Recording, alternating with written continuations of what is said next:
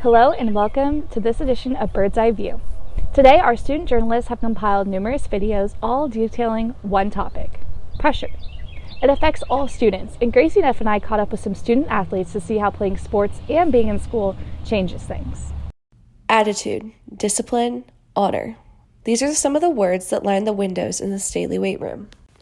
For athletes at Staley, these are more than just words, though. They're expectations on how they should conduct themselves. These expectations carry a level of pressure.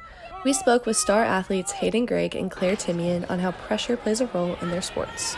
I feel like pressure as an athlete, it's just different with school and everything. You have to, especially with football, you have 2 or 3 hour practices after school.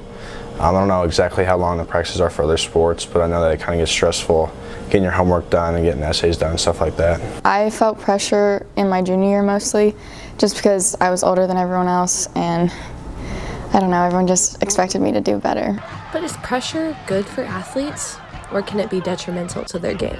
I think it depends on the athlete and their mindset and the sport. If you want to use a dumb metaphor, right, diamonds are created under pressure, so I think like typically you get the best out of people under pressure, but there's a really big caveat to that depending on the kid and the environment that they're in, both coaching and parenting and family-wise. Stop Sports Injuries is an organization that is working to eliminate sports injuries in the United States of America. They reported on how sports injuries have increased over the past few years. According to their studies, more than 3.5 million children under the age of 14 receive medical treatment for sports injuries every single year.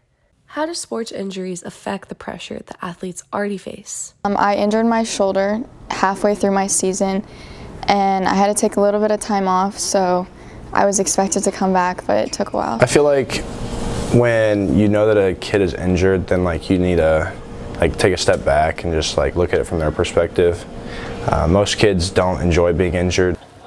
So what can coaches, trainers, and players all do to help with the pressure in sports? I think that we can take the importance away of playing time and being out there all the time. Even if we're not injured, rest is so good for our body. Kids are playing year-round sports and not taking any time off, and it's hurting them physically, mentally, in every way. I kind of just like going with the flow. I don't like worrying about stuff too much. Just do what you can do, and then God take care of the rest. I actually keep a stress ball with me in my tennis bag, and I will use it on changeovers if I'm mad at myself. For Bird's Eye View, this has been Allison Brinton and Gracie Neff. As we were in the midst of wrapping up the show, the COVID-19 pandemic struck our country. Kalena, Gracie, and I caught up with some Staley seniors to see how our school closure is affecting them. If I knew it was my last day of high school, I was going to go thank every teacher for being there for me and everything they've done for me, and especially my coaches, because they shaped me to be the person I am today. Ever since the coronavirus struck the United States, many senior events, seasons, and even school years have gotten canceled, leaving many students full of regret and disappointment. We caught up with a couple other Staley students in administration to see how this pandemic has affected them. I think the kids, there is a little added pressure because they're working in a different space, a different way of doing things. And, if you're at school, you can walk across the hallway and go see a teacher. Now you have to email them or try to Zoom conference with them, things like that, right? So those are a little bit different. I'd say the younger ones are affected by it just because they don't have any way of contacting their friends and stuff like that. I mean, us older kids still have ways to contact our friends. We can get on PS4 with each other, all that type of stuff. Although this situation has affected families, communities, and spring sports in a numerous amount of ways, many have found positive outlooks on this situation. I'd say some of the pros are being able to work at your own pace. A lot of the teachers have been good about making sure you're not bored or just stagnating. And also obviously sleep in. So my day more conforms to my sleep schedule. E-school is very easy. It's a lot easier than high school because, everything's just right here, right in front of you, and you just do it as you please. They give you a due date usually, and that's when you do it, and it's just really easy. However, are the positives of e-learning really worth the cost of limited interaction, postponed spring sports, and possibly no graduation? I personally would rather have it be classroom because I'm a very hands-on learner, and I want to, be with the teacher in the classroom, learning, the subject that we're learning. Trying to get a hold of people sometimes is difficult, but we're trying the best we can and trying to maintain that positive piece. But I do miss the daily interactions. Without school and sports, students have no way of communicating face-to-face. So, how are students attempting to fill this void? My PS4, honestly, it's the only way I can talk to the guys. I mean, still connect with my friends in certain ways, but I'm just more careful about it. I'm nowhere in my wrongs, my rights, because, the virus is big, but I feel like if you're smart about it, then you shouldn't have any problems with doing stuff like on a normal day. Being able to exercise more, throughout the day, even though it's not going out to a gym or something like that, just home stuff. But the only thing keeping me sane is just video games. I get, even though it's not physical, me and my friends, we play the PlayStation all day and we get to interact with each other. From PS4 chats to exercising to Zoom calls, students are trying their best to stay calm and connected during these tough times. Signing off for Bird's Eye View, this has been Kalena, Gracie, and Allie. It's that time of the year again, and Staley students will soon be putting in schedule requests for next year. At Staley, we are challenged to take very hard courses such as AP, College, and Honors. But an anonymous letter was found in the bathroom a few weeks ago that talks about how College and Honors classes can sometimes be too much for students. Kalena, Megan, and Kate caught up with some Staley students and some admin to hear their opinions on the letter and what we can do to change things at Staley. This letter was recently found in the girls' restroom at Staley High School. Throughout the letter, the anonymous author claims they take antidepressants while attending therapy sessions due to the pressures of AP classes. The author writes, "I smiled through it as I kept writing AP, College, and Honors on that registration form because anything less was considered failure. It always has been, and it always will be." The pressure students feel to do well academically is not a new one, but over the past 5 years, the North Kansas City School District has made advanced placement, or AP courses as they are more commonly known, a focus in the district, encouraging students to take 1 to 2 courses. According to data provided by the district, from 2015 to 2019, the percentage of students taking 1 or more AP exams at Staley High School has nearly doubled. So the question is, are AP classes causing too much stress? There are studies, many studies out there that talk about exposure to high-level coursework when you're in high school. AP did a study. Obviously, it's their own study. They funded it. 2 or more courses equate to you're more likely to graduate from college. They're in-depth. They're a nationally prescribed curriculum. They really do prepare, in some respects, what it's going to be like to take a college-level class. While AP courses have positive effects, there can be a negative side. The con could be you might be taking too many high-level courses. You need to maybe scale it back a little bit. It might be that it's not a good fit. It's not the high interest that you thought it might be. Junior Mason Gates notes some of the challenges AP classes present. It's a lot more studying, and it's a lot more time-consuming, and there's a lot more expected out of you in those classes. So, why do students take AP courses? I want to get some classes out of the way prior to going into college. Also, the way that they've formatted the weighting of the classes, you're almost forced to take them if you even want to have the smallest amount of distinction on your college application. Because it's kind of been the expectation since I was out in elementary school, is like once you're put into a higher level class, you're expected to take the higher level classes all through high school. And if you go to try to sign up for like a lower level class, you kind of get the condescending are you sure about that? Which makes you feel pressured to go in and take them.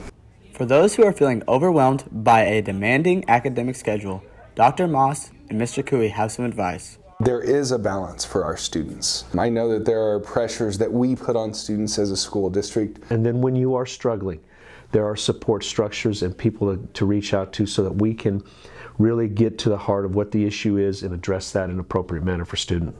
At the end of the day, it's up to the students to know their strengths, schedule, and limits to plan accordingly. For Bird's Eye View, this is Kalena, Cade, and Megan. Stick to the status quo. It's more than just a High School Musical song. It's a real expectation in high school. And Casey Needham and Jordan Anderson caught up with some Staley students to see how the pressure of fitting in affects them. Fitting in. something almost every teen experiences on a daily. From the clothes you wear to the shoes on your feet, the sense of belonging is what most teens strive for. It's the idea of being included in the everyday life. I feel like if you don't do what other people think is like quote unquote cool, then like you're pressured into doing it so that people think a certain way about you. I've been dared to do things by my friends that I normally wouldn't do. During cross-country season, I've been like dared to jump in a pond when I didn't want to, and of course I did it. I was in a situation where I was pressured to fit in because I was told to get waves like everybody else that's African American. We also talked with Mr. Paul Turner of Staley High School on how he has witnessed his own students be pressured to fit in. Peer pressure is, especially for students your age, peer pressure is something that just happens when students are late on work. Let me borrow your paper, let me see your essay.